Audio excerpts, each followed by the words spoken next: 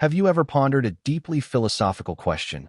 Why do we accept working 8 hours a day, enduring the boss's scoldings, colleagues stabbing you in the back, selling out your youth and health, all just to exchange it for some numbers in a bank account? But then, the very moment the salary arrives, the superior brain of Homo sapiens immediately commands your finger to press the pay button.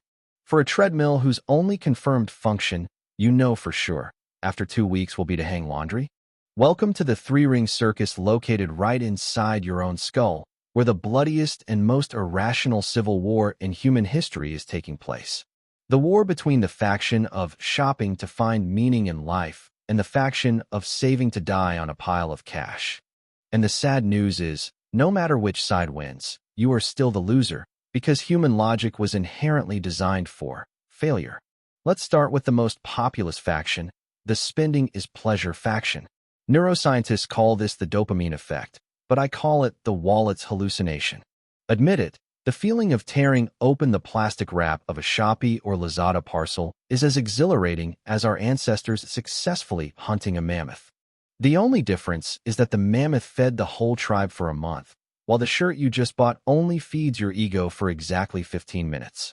Before you realize it's a bit tight and toss it into the corner of the closet with 3 other sale-hunted shirts whose tags were never even cut. This faction's logic is incredibly sharp in a very stupid way, which is the concept of saving money by spending money. You see an item originally priced at $1 million, now discounted to $700,000, and your brain screams, "My God, what a bargain! I just earned $300,000." But the harsh reality is you didn't earn any $300,000. You just vaporized $700,000 on something you didn't even know existed 5 minutes ago. Not to mention the sweet trap called self-reward. We always have a reason to spend money. Happy? Buy to celebrate. Sad? Buy to soothe sorrow. Stressed? Buy to relieve stress. And when you're neither happy nor sad, you buy to kill time. The result is we fall into a vicious cycle. Work hard to earn money.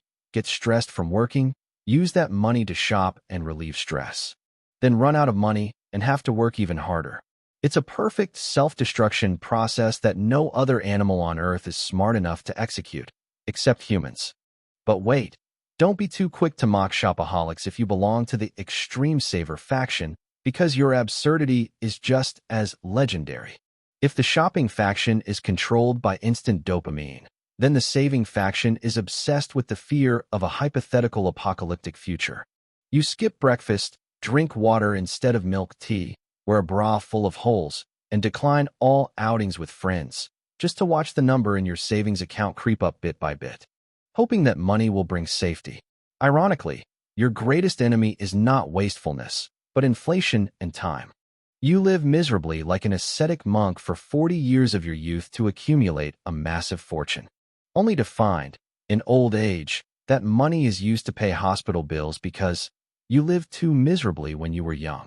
Or, even more tragically, for your children and grandchildren to fight over on the day you pass away.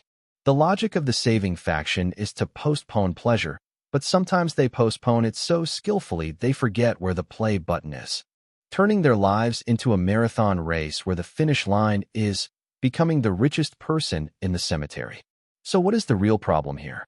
It's our brain, an obsolete biological machine designed for survival in Stone Age caves, completely incompatible with the modern capitalist economy.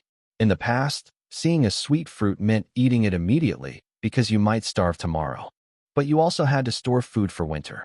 Today, we are stuck in the middle, torn apart by marketing messages saying, "You deserve it," and financial advice threatening, "You'll starve without an emergency fund."